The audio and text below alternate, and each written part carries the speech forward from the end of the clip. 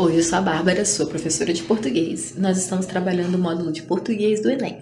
Bom, hoje nós vamos falar sobre coesão referencial, lexical e sequencial. Vamos entender, né, essas meninas que ajudam tanto o nosso texto, ajudam tanto a nossa redação, né? Entender como a gente faz para o nosso texto ser mais coeso, mais coerente, mais bem escrito, né? De um modo que o corretor possa pegar esse texto e sentir simplesmente que ele flui, né? Que ele está indo tranquilamente e isso vai te ajudar muito na sua nota e, de maneira geral, a desenvolver os seus textos, tá? Vamos lá. A coesão referencial e a coesão sequencial são chamadas de recursos coesivos por estabelecerem vínculos entre palavras e orações e as partes de um texto. Aqui, né, a professora simplesmente na hora que foi fazer o slide esqueceu de colocar aqui, ó, gente. Referencial, sequencial e lexical, tá? Muito importante a lexical também. Então, né, a coesão referencial, a lexical e a sequencial são chamadas de recursos coesivos porque elas vão estabelecer esses vínculos entre as palavras e as orações. Elas vão ajudar o seu texto a ser, né, mais unidinho, como se ele fosse um tecido, né? A gente já falou sobre isso aqui. A palavra texto, né, tem a ver com isso, com trama, com tecido, né? Então a gente quer o quê? Quando a gente faz um texto, a gente quer que ele esteja bem unido, né? Não que ele seja uma roupa cheia de furos, né? De buracos. O tecido ele tem que estar todo certinho, todo, né, sem falhas, sem furos do tempo, né? Você já lavou muito aquela roupa e tá com aquele buraquinho aqui atrás da camiseta. Então, o seu texto é bom que ele não tenha esses buraquinhos, né? Essas falhas, né, esses erros que podem estar relacionados ao paralelismo, à coesão, à coerência. Então, é importante que esse tecido esteja coeso, ok? Bom, a coesão referencial é responsável por criar um sistema de relações entre as palavras e expressões dentro de um texto, permitindo que o leitor identifique os termos aos quais se refere. O termo que indica a entidade ou situação a que o falante se refere é chamado de referente. Então, olha só, né? A coesão referencial é responsável pelo sistema de relações, né, e expressões. Então, permitindo que o leitor identifique os termos aos quais se referem. Então, é isso. Quando a gente fala, por exemplo, de um pronome relativo, de uma anáfora, de uma catáfora, né? É tudo que depois, né, eles vão fazer referência, eles vão retomar o referente, né? O referente foi quando aquela palavra apareceu pela primeira vez. E aí, toda vez que você for utilizar alguma outra palavra para retomar esse referente, né? Toda vez que você usar um referencial para retomar esse referente, vai ser uma palavra diferente, né? Porque a gente não quer ficar repetindo palavra, né, gente? Vocês sabem disso, que é importante no texto você não ficar lá repetindo a mesma coisa sempre, né? Ah, porque, sei lá, a menina, sei lá do que? A menina, não, você usa a criança, ela, né? A infante, você vai sempre trocando. Então, todas as vezes que você usar um outro referencial que vai retomar aquele referente, né? A gente vai estar usando a coesão referencial.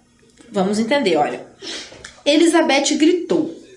Ela fica apavorada quando fica sozinha, apesar de ser uma menina calma e inteligente. Olha só, então, o termo, né, o referente aqui nesse caso é Elizabeth, né? Ela apareceu pela primeira vez aqui.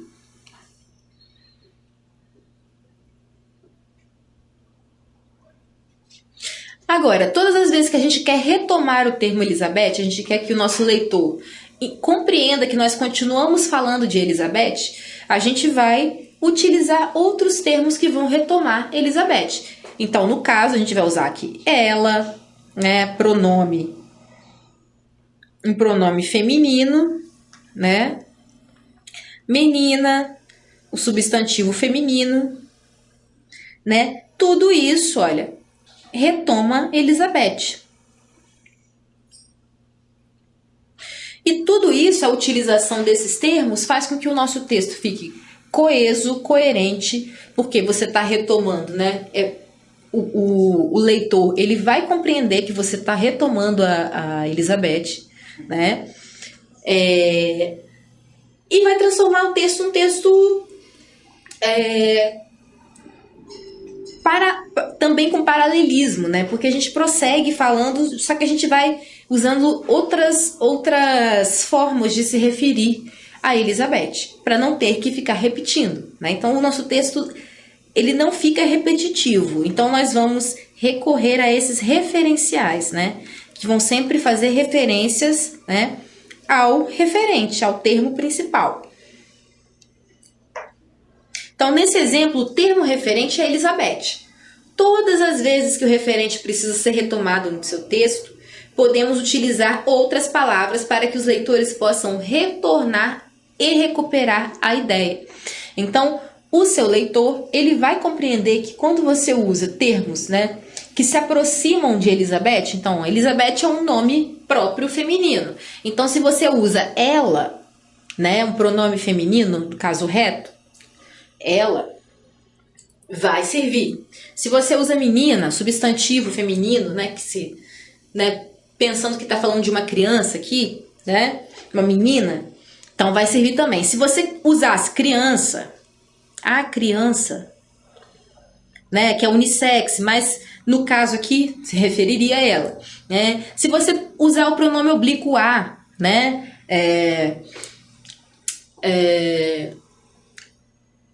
a mãe deixou-a sozinha, né? Você pode continuar falando aqui da história, né? A mãe deixou-a sozinha, né? Então, o a também vai retomar. Então, tudo que você for nesse campo semântico em relação ao feminino, né? Ao que retoma o nome Elizabeth, né? Tudo isso vai criar esse campo referencial.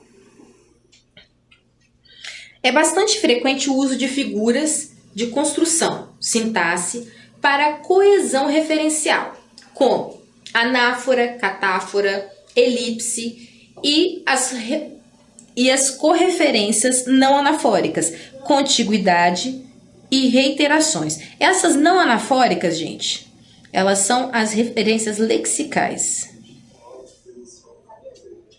A gente vai compreender melhor, né, por que a contiguidade e a reiteração são lexicais e não, né, nesse caso aqui, referencial.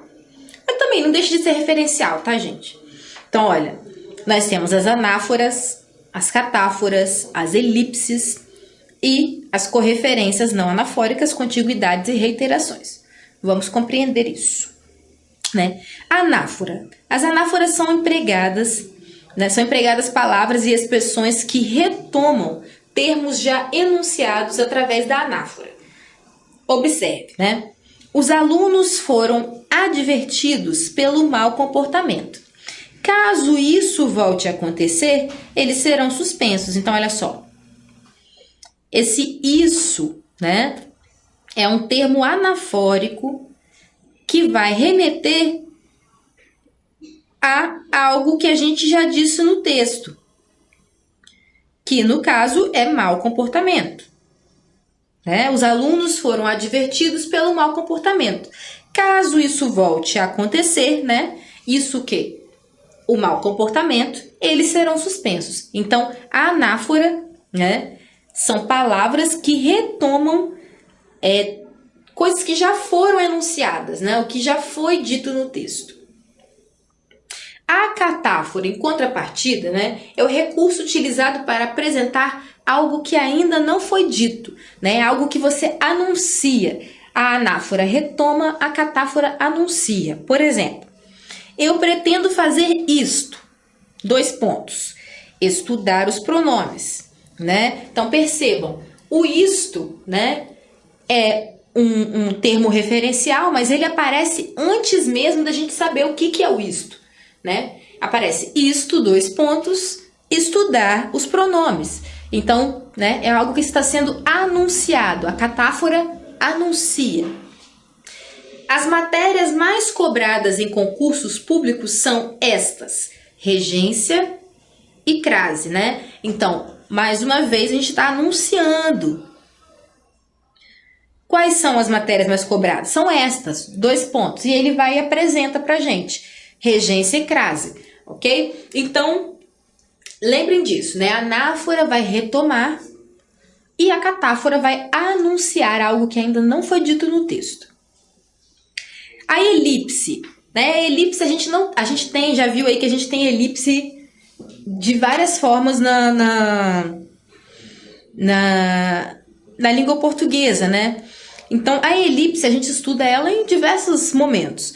Também como uma espécie de referencial. Você vai omitir, né, um artigo, uma pessoa, né? No caso da elipse, né, através do verbo que a gente omite a pessoa, a gente consegue ter a noção de que pessoa é essa através da conjugação verbal.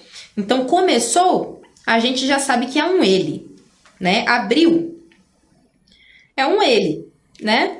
Ele ou ela, né? Porque é terceira pessoa do singular. Então, a gente já entende, a partir do verbo, qual é a pessoa que está regendo esse verbo. Então, acontece quando omitimos um termo que já foi apresentado anteriormente e que é possível inferir devido ao contexto. Então, vamos lá, ó. O diretor foi o primeiro a chegar à sala, abriu as janelas e começou a arrumar tudo para que a assembleia com os acionistas começasse, né? Faltou aqui. Não, para a assembleia com os acionistas, beleza. Então, olha só. O diretor, né, que é o ele, de qual a gente estava falando, é o primeiro a ser referenciado, né? Ele é um referente pra gente, o primeiro que apareceu, o diretor. Então, todos os tempos verbais que são conjugados por essa pessoa, né? Ele, né? O diretor, eles vão estar todos na terceira pessoa do singular. Portanto, a gente não precisa repetir ele, o diretor, novamente. Pelo verbo, né? Pela conjugação do verbo, a gente consegue apreender quem é esse regente, quem está regendo o verbo. Então, a gente sabe que quem abriu, quem começou, foi quem? O diretor, porque é a primeira pessoa que a gente vê aqui no início da frase.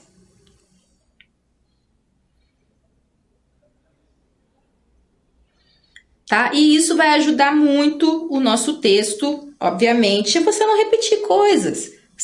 É desnecessário repetir, né, o diretor, ele. E isso a gente consegue obter essa coesão, né, através simplesmente da conjugação verbal. Coesão lexical. Esse tipo de coesão envolve a reiteração por repetição ou substituição de um vocábulo e a contiguidade, que substitui um vocábulo por outro dentro de um mesmo campo semântico. Então, olha só, gente. Lexical. Tudo que é léxico é relacionado ao nosso vocabulário, ok? Tudo, as palavras, tudo é léxico. Então, a gente vai fazer alternância de palavras aqui, a gente vai trocar uma palavra por outra, né? No caso da reiteração, ela pode ser por repetição ou por substituição, né? Nesse caso de repetição, você vai realmente repetir a palavra, né? Geralmente mais utilizado na literatura. Ou substituição, né? Que você vai substituir por outra. E a contiguidade substitui um vocábulo, né, por outro dentro do mesmo campo semântico. Vamos ver como é que é isso. Olha, a reiteração é a repetição de expressões presentes no texto e que tem a mesma referência. Vamos entender, pode ser, né? Repetição do mesmo item lexical, olha. O fogo acabou com tudo, a casa estava destruída, da casa não sobrara nada, né? Esse estilo aqui, gente, de reiteração pela repetição do mesmo léxico, não é muito utilizado em escrita de redação, né? Isso aqui a gente entende mais como uma licença poética, uma linguagem um pouco mais literária, né? Onde você pode repetir, para quê? Para dar ênfase nessa coisa da casa. Olha, o fogo acabou com tudo, a casa estava destruída, da casa não sobrara nada. Você quer dar ênfase mesmo, olha, que destruiu a casa toda, então você repete a casa várias vezes. Agora, na sua redação, você pode fazer isso? Pode, mas não é das coisas mais simples de se fazer, é um empreendimento um pouco complexo, nossa senhora, um pouco complexo, e eu não sugiro que você faça, tá? A não ser assim, que você tenha um domínio muito grande mesmo da sua escrita, você já tá no nível que você quer experimentar coisas mesmo, tô cansado dessa redação muito comunzinha, quero experimentar uns artifícios mais loucos, aí você pode fazer isso, mas vamos lá, o feijão com arroz, se você fizer direito, você vai tirar a sua nota que você precisa. Então, tente não inventar muito, tá? Tente seguir lá pelo protocolo, como você sabe mesmo. Então, esse tipo de construção, eu sugiro que você evite na sua redação. Agora, se você quiser escrever um texto literário, é um ótimo artifício, porque ele dá ênfase, né? Nessa repetição, ele vai dando ênfase naquilo que você está repetindo. Então, cria um campo semântico interessante. Agora, o sinônimo, né? O sinônimo é outra forma de reiterar. Então, olha, o sinônimo, né? Como vocês já sabem, a gente vai usar palavras que tenham um significado mais próximo possível. A gente nunca vai ter um significado igual, tá, gente? A gente já usou aqui o exemplo, por exemplo, de casa e lar, né? Casa, a gente fala dessa construção que tem, né? Paredes feitas de tijolos, tem telhado, tem piso, né? É a coisa mais material. Quando a gente fala de lar, a gente está falando de um sentido, né, um pouco mais figurado, aí entra questões de memórias, dos momentos que você passou naquela casa, onde você foi criado, onde você nasceu. Então, assim, o lar é um sentido conotativo dessa coisa da casa, enquanto a casa mesmo é mais denotativo. Então, a gente não tem um sinônimo exato, nunca, é sempre aproximado, tá? Então, olha, esse exemplo aqui. A criança caiu e chorou. Também o menino não fica quieto. Então, olha só. Nós temos criança e menino. A gente vai retomar, né? Tá retomando o sentido através de um sinônimo, né? Sendo que criança é unissex, né? Criança é a criança e pode ser menino ou menina. Então, quando a gente fala menino aqui, não é exatamente o mesmo significado, mas é um significado muito próximo. E a gente conseguiu não repetir, né? Criança nem menino. Agora, hiperônimo. Hiperônimo é quando a gente vai fazer uma gradação, vamos dizer assim, né? A gente pega no hiperônimo, a gente pega um sentido mais amplo, né? Uma palavra mais genérica, e aí a gente vai reduzir ela a algo um pouco mais específico. Ó, gosto muito de doces. Cocada, então, eu adoro, né? Então, olha só. Você pega doces, que é algo que é amplo, né? Doce é genérico, doce pode ser qualquer coisa que tem açúcar, né? Então, não especifica qual doce é esse. E aí, em seguida, para não repetir doce, né? Ou para fazer uma gradação mesmo, porque ela quis especificar qual doce que ela gosta mais, ela vem e coloca aqui, cocada, então, eu adoro, né? Então, hiperônimo é isso, a gente vai partir de algo macro para o micro. O hipônimo é o contrário, né? A gente parte do micro para o macro. A gente vai de algo específico para algo abrangente, genérico. Então, olha, os corvos ficam à espreita. As aves aguardavam o momento de se lançarem sobre os animais mortos. Então, olha só, né? Aqui nós temos corvo. O corvo é um tipo de pássaro, tipo de ave, né? Então, a gente tem corvo e depois ele abre o leque. Nós temos aves, tá? Então, o hipônimo vai do pequeno para o grande. O hiperônimo do grande para o pequeno. ok? Agora, a contiguidade, né? Consiste na colocação de palavras de mesmo campo semântico, evitando repetição e contribuindo com a progressão textual. Então, vamos lá. Ó, à medida que o rio se afunila entre os paredões, cada vez mais verticais, a correnteza vai ganhando velocidade. Então, o que a gente faz? A contiguidade, ela trabalha, não como a gente viu aqui o sinônimo, né, que tenta achar um sentido igual. A contiguidade, ela vai circulando todo o campo semântico daquilo. Então, se a gente está falando de rio, o que a gente pode falar sobre rio, né? O que está dentro desse campo semântico que diz respeito ao rio? Rio, correnteza, água, mais o que? Foz, nascente, leito. Você pode usar tudo isso que diz respeito ao rio, né? Você vai circulando o tema. Você está falando de tudo isso que diz respeito ao rio, é contiguidade, são coisas que são semelhantes. Então você cria esse campo semântico, né? À medida que o rio se afunila entre os paredões, cada vez mais verticais, a correnteza vai ganhando velocidade. Bem, agora a coesão sequencial. A coesão sequencial é responsável por criar as condições para a progressão textual.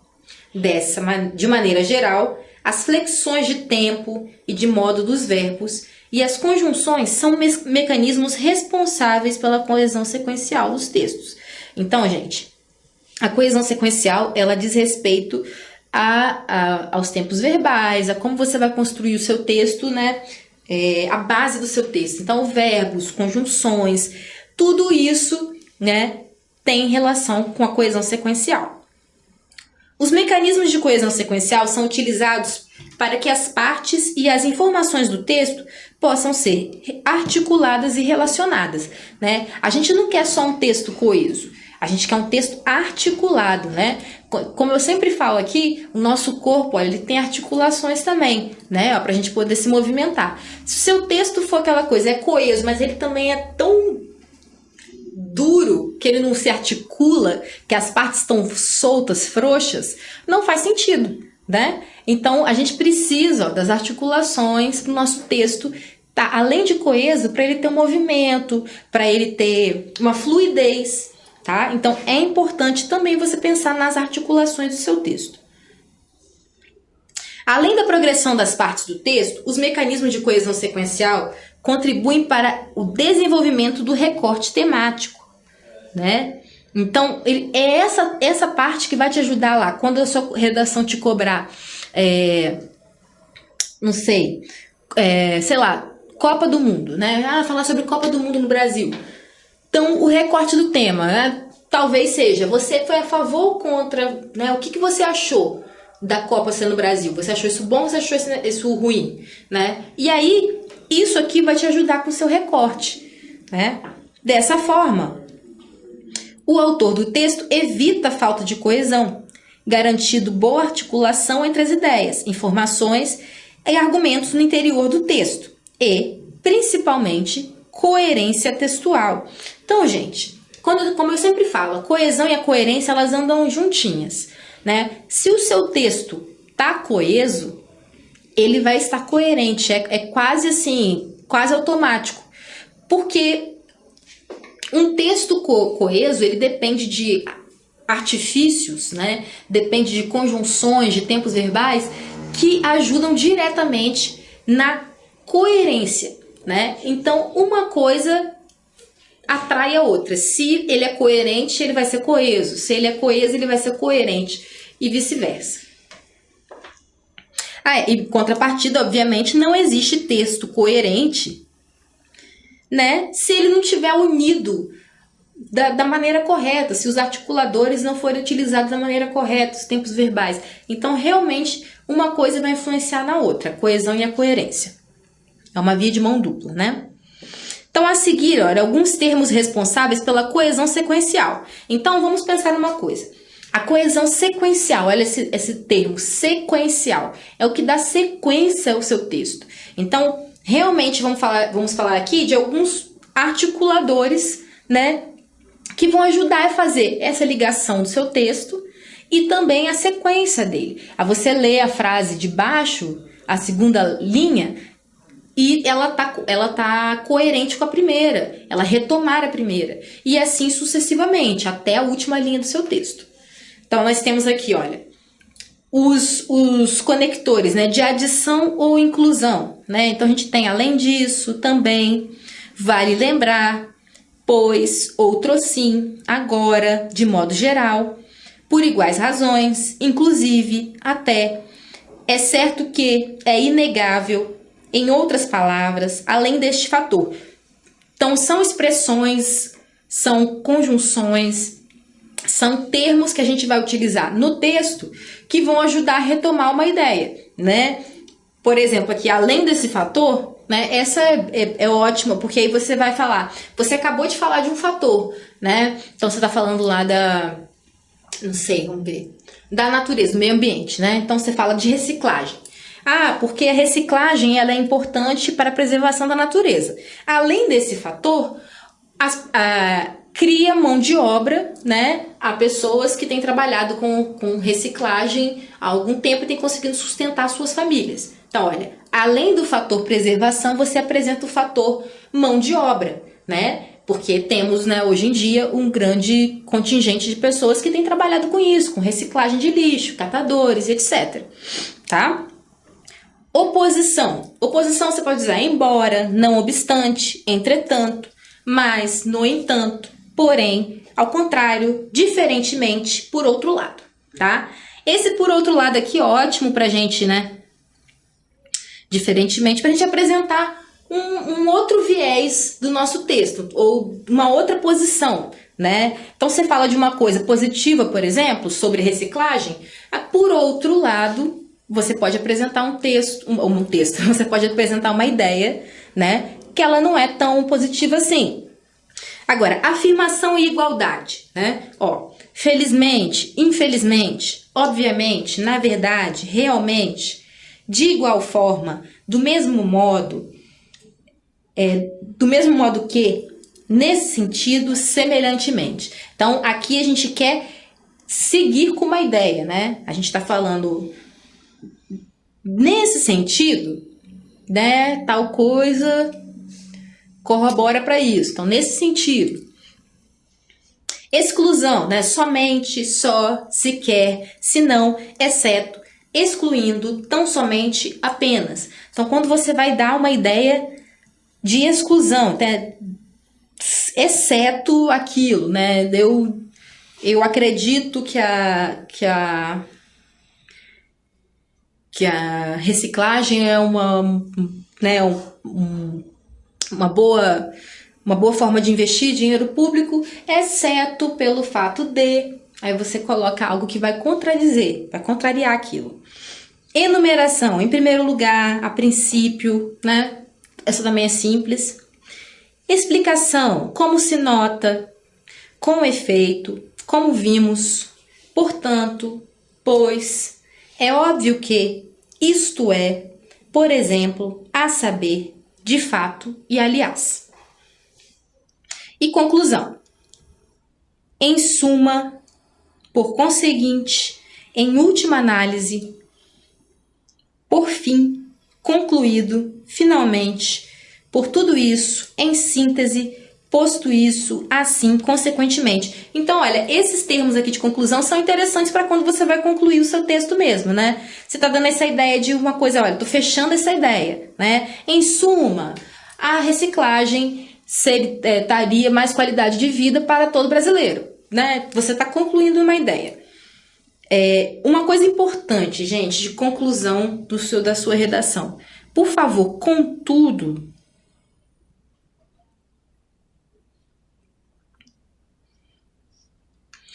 Contudo, é uma ideia adversativa, ela não é uma ideia conclusiva. Então, assim, não termine o seu texto contudo, a não ser que você queira contradizer tudo aquilo que você disse, tá? Então, contudo, é uma ideia de contradição. E temos também continuação. Olha, em seguida, depois, no geral, em termos gerais, por sua vez, outro sim. Bom, é isso, a gente fica por aqui.